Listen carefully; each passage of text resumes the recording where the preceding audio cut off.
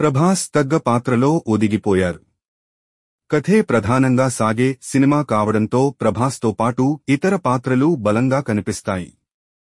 కథంతా అమితాబ్ బచ్చన్, దీపికా పదుకొనె చుట్టూనే సాగుతున్నట్టు అనిపిస్తుంది. అందుకే ప్రభాస్ అభిమానులు కొంచెం నిరాశ చెందారు.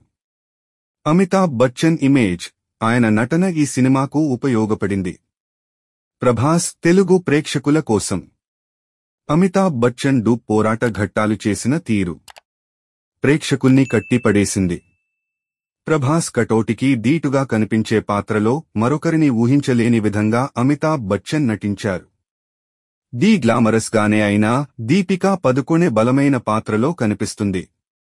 అంతా డబ్బు మహిమ. దిశా పటానీ పాత్ర ఇలా మెరిసి అలా మాయమైపోతుంది. శోభన, అన్నాబెన్, పశుపతి, మానస్ పాత్రలో శ్వాస్ చటర్జీ తదితరులు పోషించిన పాత్రల పరిధి తక్కువే అయినా ప్రభావం చూపించారు. బ్రహ్మానందం, ప్రభాస్తో కలిసి కొన్ని నవ్వులు పంచారు. సుప్రీం యాస్కిన్ విలన్ పాత్రలో కమల్ హాసన్ కనిపిస్తారు. ఆయన గెటప్ భయపెట్టేలా ఉంటుంది. ఆ పాత్ర పరిధి తక్కువే అయినా పరిచయం చేసిన తీరు, మంచితనం ఎలా మారుతుందో చెప్పే కొన్ని మాటలు ఆలోచింపజేస్తాయి. రెండో భాగంలో మాత్రం భూకంపమే అని సంకేతాలిచ్చారు. సినిమా వచ్చినప్పుడు చూస్తేగాని తెలియదు. మరోవైపు 3 గంటలు నిడివి ఉండటానికి కారణం అతిథి పాత్రలు. అవి కనిపించిన ప్రతిసారీ థియేటర్లో ఓ జోష్ వస్తుంది. ఇది ప్రభాస్ సినిమానేనా అని.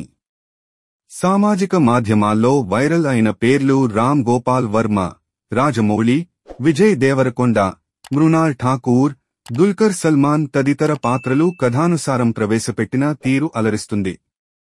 ఎక్కువ మంది ఆడియన్స్ థియేటర్కు రప్పించాలని కథ రాసిన దర్శకుడు నాగ్ అశ్విన్ తెలివి. సంతోష్ నారాయణ్ నేపథ్య సంగీతం, జోర్డా కెమెరా పనితనం చిత్రానికి ప్రధాన బలం. హాలీవుడ్ టెక్నీషియన్ కదా, సినిమా కూడా హాలీవుడ్లా ఉండాలని. ప్రొడక్షన్ డిజైన్, విజువల్ ఎఫెక్ట్స్ సినిమాని మరో స్థాయిలో నిలబెట్టాయి. నిజానికి నమ్మకంతో పనిలేదు, సమయం వచ్చినప్పుడు కళ్ల ముందే కనిపిస్తుంది వంటి సంభాషణలు బాగున్నాయి.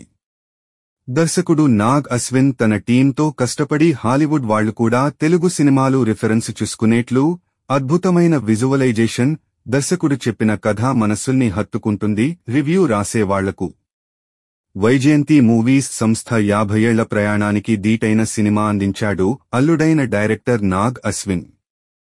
కల్కి 2898 ఏడి. ఇది మరో ప్రపంచం.